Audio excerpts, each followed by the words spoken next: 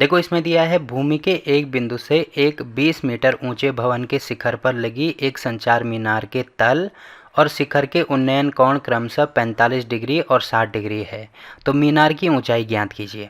अब देखो सबसे पहले स्टार्टिंग में हमें दिया है कि भूमि का एक बिंदु है, तो सबसे पहले तो हमें यहाँ पे भूमि बनानी होगी ना। तो मान लीजिए ये भूमि है, ये ज़मीन है। अब इसका कोई सा भी एक बिंदु लेना है, तो मान लीजिए वो वाला पॉइंट यहाँ पे भी, ठीक है। तो वो पॉइंट हमने यहाँ पे ले लिया। तो भूमि के एक बिंदु से एक 20 मीटर ऊंचे भवन, अब देखो 20 मीटर ऊंचा भवन है, तो मान लीजिए ये वाला जो भवन है, देखो जो भवन होगा वो ज़मीन पर टिका होगा ना। तो यहाँ पर ज़मीन है और यहाँ से मान लीजिए इतना ऊंचा ये भवन है और इसकी ऊंचाई हमें दी है 20 मीटर है, तो यहाँ पे हो जाएगा 20 मीटर। ठीक है, इतना आपको समझ में आया होगा। आगे दिया है 20 मीटर ऊंचे भवन का शिखर। अब देखो भवन का शिखर कहाँ पे है, ये वाला है भवन का शिखर। भवन के शिखर पर लगी एक संचार मीनार, देखो इस शिखर पर एक संचार मीनार लगी है, तो मान लीजिए संचार मीनार ये वाली लगी है। ठीक है, इसको मैं कलर चेंज कर देता हूँ, मान लीजिए ये संचार मीनार है। ठीक है, अब क्या है संचार मीनार के तल। अब देखो संचार मीनार का तल कौन सा होगा, संचार मीनार का तल तो ये वाला होगा ना। तल और शिखर, देखो शिखर कौन सा होगा, शिखर ये वाला होगा। शिखर के उन्नयन कोण क्रमशः 45 डिग्री और 60 डिग्री है। बोलने का मतलब ये है कि तल का उन्नयन कोण, देखो तल ये वाला है, तो अगर ये जो बिंदु है, क्योंकि इसमें दिया है ना कि एक बिंदु से यहाँ से इसके तल का उन्नयन कोण और ये जो बिंदु है इसके शिखर का उन्नयन कोण, तो ये दोनों रेखाएं अगर हम मिला देते हैं तो इसमें दिया है, देखो पहले तल आ रहा है कि शिखर आ रहा है, इसमें दिया है कि मीनार के तल, पहले तल आ रहा है। तो इसमें क्योंकि क्रमशः दिया है ना, तो क्रम का मतलब ये होता है कि जैसे क्रम हमें दिया है, तो पहले तल दिया है तो जो पहला वाला कोण होगा वो तल का होगा। तो तल मतलब यहाँ से अगर मेरी आँख यहाँ पे है तो यहाँ से मैं देखूँगा तो तल यहाँ से दिख रहा है ना, तो इसका मतलब ये जो कोण होगा वो हो जाएगा कितना, 45 डिग्री। ठीक है, अब देखो यहाँ पे कंफ्यूज नहीं होना कि मैंने कोण ये वाला क्यों लिया है, क्योंकि आपको पता होगा ना कि उन्नयन कोण का मतलब ये होता है, देखो याद रखने का तरीका मैंने बताया था, नयन नयन देखो ऊपर होती है, तो ऊपर से याद रख सकते हैं कि जो कोण ऊपर बनता है उसको हम उन्नयन कोण कहते हैं। तो देखो ऊपर तो यहाँ तो बन नहीं सकता ना, इसका मतलब यहीं पर बनेगा। तो ये है ज़मीन और ये है मीनार का तल, तो इनके दोनों के बीच में 45 का कोण बन रहा है। अगर हमारी आंख यहाँ से है, हम ऊपर की ओर देख रहे हैं, तो यहाँ पे 45 का कोण बनेगा। वैसे ही देखो इसके शिखर, दो शिखर है उसका उन्नयन कोण 60 डिग्री है, मतलब ये वाला कोण, ये वाला कोण कितना है, 60 डिग्री है, तो यहाँ पे 60 डिग्री हो जाएगा। ठीक है, अब हमें निकालना क्या है, मीनार की ऊंचाई निकालनी है। तो मीनार की ऊंचाई कौन सी है, यहाँ से लेकर यहाँ तक, ये मीनार की ऊंचाई है, तो ये हमें निकालना है। तो मान लीजिए पहले हम इसको कुछ नाम दे देते हैं, मान लीजिए ये वाला ए है, ये बी है, ये वाला सी है और यहाँ पे ये डी है। तो मीनार की ऊंचाई का मतलब ए डी की वैल्यू हमें निकालनी होगी ना। ठीक है, तो ए डी की वैल्यू देखो हम कैसे निकाल सकते हैं। तो यहाँ पे आपको दो त्रिभुज दिख रहे होंगे, पहला ये वाला त्रिभुज और दूसरा ये वाला त्रिभुज। तो सबसे पहले इसमें क्या करते हैं कि ये जो त्रिभुज है इनको अलग अलग बना दो, जिससे आप क्या होगा कि हर चीज़ आपको क्लियर हो जाएगी, आपको बिल्कुल भी इसको रटना नहीं पड़ेगा। ठीक है, तो मैं यहाँ पर पहले पहला त्रिभुज बना देता हूँ। देखो पहला त्रिभुज है हमारे पास बी डी और सी, तो ये हो जाएगा बी, ये हो जाएगा डी, ये हो जाएगा सी। ठीक है, और इसका कोण हमें दिया है यहाँ पे 45 डिग्री है और साथ में ये हमें दिया है 20 मीटर है, तो ये 20 मीटर हो गया। ठीक है, अब दूसरा जो त्रिभुज है ये वाला, दूसरा त्रिभुज ये वाला मैंने यहाँ पे बना दिया। तो त्रिभुज का नाम क्या है, देखो त्रिभुज का नाम होगा बी ए सी, तो यहाँ पे मैं नाम दे देता हूँ बी ए सी। अब ये वाला जो सी कोण है इसमें 60 डिग्री है, तो ये वाला हो जाएगा यहाँ पे 60 डिग्री। और बाकी इसकी वैल्यू देखो यहाँ से लेकर केवल यहाँ तक दी है वैल्यू, आगे तो नहीं दी है ना, इसका मतलब आगे हमें लेने की ज़रूरत नहीं है, इसको ऐसे ही छोड़ दो। अब त्रिभुज में मैंने एक चीज़ आपको बोली थी कि थीटा, थीटा अगर मैं इसको ले रहा हूँ तो इसके ठीक सामने वाली जो भुजा होगी ये वाली हो जाएगी लंब। ठीक है, और 90 के सामने वाली जो भुजा होगी वो होगी कर्ण, और जो बची हुई भुजा होती है वो हो जाएगी हमारी क्या, आधार। तो यहाँ पे हम इसको आधार लिख देंगे। वैसे ही थीटा के ठीक सामने वाली ये वाली भुजा होगी, यहाँ पे भी क्या होगी, ये लंब। 90 के ठीक सामने वाली भुजा होगी कर्ण, और जो बची हुई भुजा होगी उसको हम आधार कह सकते हैं। ठीक है, तो दो त्रिभुज हमने बना दिया। अब देखो निकालना हमें क्या है, निकालना ए डी की वैल्यू है। तो एक चीज़ मैं पहले ही बता देता हूँ आपको, अगर मुझे ए और डी की वैल्यू चाहिए तो उसके लिए मैं क्या करूँगा, यहाँ से लेकर यहाँ तक, देखो जो ए बी है, ए बी कहाँ से कहाँ तक, यहाँ से लेकर यहाँ तक। अब आप दिख रहा होगा कि ए बी की वैल्यू किसके बराबर है, पहले यहाँ से लेकर यहाँ तक जाओ, उसके बाद यहाँ से लेकर यहाँ तक जाओ। मतलब मैं कह सकता हूँ कि ए बी की वैल्यू होगी A D plus B D, पहले यहाँ से यहाँ तक फिर यहाँ से यहाँ तक, तो इसके बराबर होगी। तो अगर मुझे ए डी की वैल्यू चाहिए, ए डी की वैल्यू चाहिए तो बी डी को इधर लेके आना पड़ेगा ना, मतलब A B minus B D. तो अगर ए डी की वैल्यू चाहिए तो ए बी की वैल्यू मुझे चाहिए होगी और बी डी की वैल्यू चाहिए होगी। तो ए बी देखो कहाँ पे है, ए बी आपको दिख रहा होगा यहाँ पे है, मतलब एक तो मुझे ये वाला लंब चाहिए, ठीक है। और बी डी कहाँ पे है, बी और डी, बी और डी ये वाला है।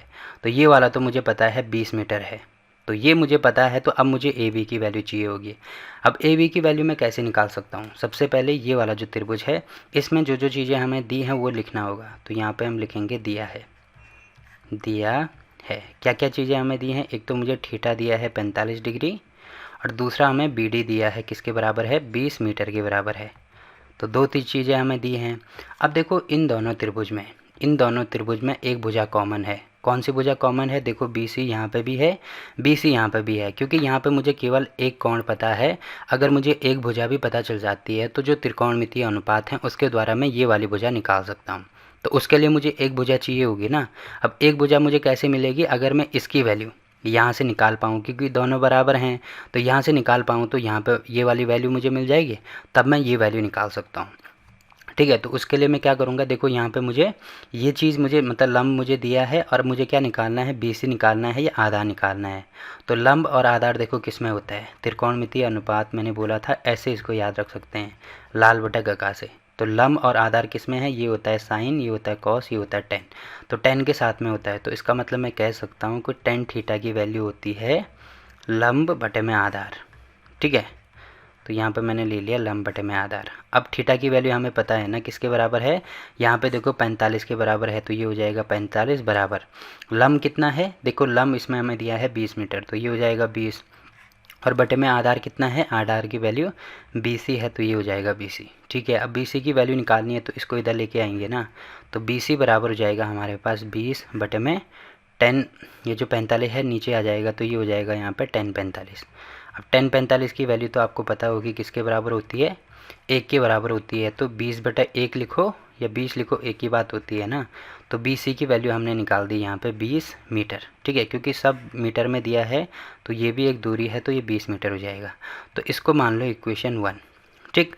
अब ये जो त्रिभुज है इसमें जाओ, तो यहाँ पे लिखेंगे हम सबसे पहले दिया है, यहाँ पे भी हमें क्या क्या चीज़ें दी हैं, यहाँ पे केवल हमें थीटा की वैल्यू दी है किसके बराबर है, 60 डिग्री के बराबर है, ठीक है।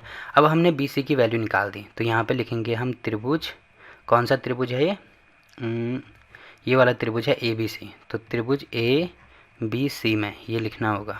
तो यहाँ पे भी ये चीज़ लिखेंगे, ये मैंने लिखा नहीं था, आप लिख देना। त्रिभुज कौन सा है, BDC, तो यहाँ पे लिखेंगे BDC में, ठीक है, ये चीज़ हो रही है। अब ABC में क्या क्या होगा, देखो एक तो आधार मुझे पता है, तो यहाँ पे लिखेंगे BC जो कि हमें पता है किसके बराबर है, 20 मीटर के बराबर है।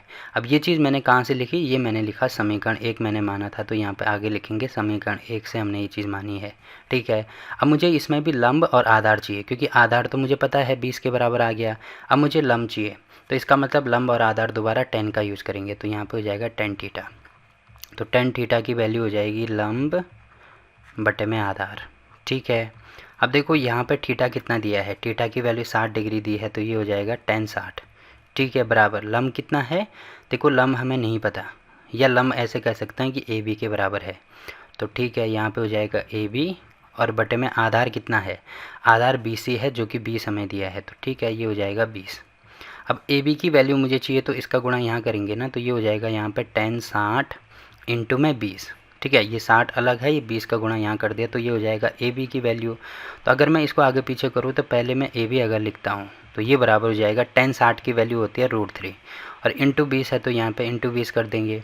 अब इसको ढंग से लिखना चाहो तो ऐसे लिख सकते हैं, AB बराबर होगा 20√3, ये मीटर है तो ये भी मीटर में हो गया, ठीक है। अब हमें निकालना क्या है, देखो हमें क्वेश्चन में दिया है मीनार की ऊंचाई निकालनी है, तो मीनार की ऊंचाई मतलब AD की वैल्यू मुझे चाहिए, तो ठीक है, यहाँ पे लिखेंगे हम मीनार की ऊंचाई, तो मीनार की ऊंचाई क्या हो जाएगी, मतलब ए डी की वैल्यू मुझे चाहिए ना, तो ए डी की वैल्यू किसके बराबर हो जाएगी, यहाँ पर मैंने स्टार्टिंग में बताया था जो ए डी की वैल्यू है, क्योंकि जो ए बी है वो किससे मिलकर बना है, A D plus B D से या डी बी से मिलकर बना है। तो अगर मैं जो बी डी है उसको इधर लेके आऊँगा तो ए डी की वैल्यू यहाँ से मिल गई A B minus B D, तो यहाँ पे ए डी की वैल्यू हम लिख सकते हैं A B minus B D. ठीक है, अब देखो ए बी की वैल्यू हमने निकाल दी, यहाँ पे कितना है 20√3। ठीक है, और माइनस में बी डी की वैल्यू हमें स्टार्टिंग में ही दी थी, देखो बी और डी ये वाला था, ये यहाँ पे देख सकते हैं बी डी कितना है 20 है, तो ठीक है यहाँ पे 20 ले लो। अब आपको एक चीज़ दिख रही होगी 20 यहाँ भी है 20 यहाँ भी है, तो 20 अगर मैं यहाँ से कॉमन लेता हूँ तो यहाँ पे बचेगा √3 और यहाँ पे कुछ नहीं है तो इसको 20 गुणा 1 लिख सकते हैं ना, तो 20 मैंने कॉमन ले लिया तो क्या बचा 1 बचा, तो 20√3 -1 हमारा आंसर हो जाएगा। ठीक है, तो मीनार की जो ऊंचाई है ये वाली हो जाएगी हमारी, तो यहाँ पे क्योंकि ये सब मीटर में है तो ये भी मीटर हो जाएगा, तो ये हमारा आंसर हो जाएगा। ठीक, तो ऐसे हम इस क्वेश्चन को सॉल्व कर सकते हैं।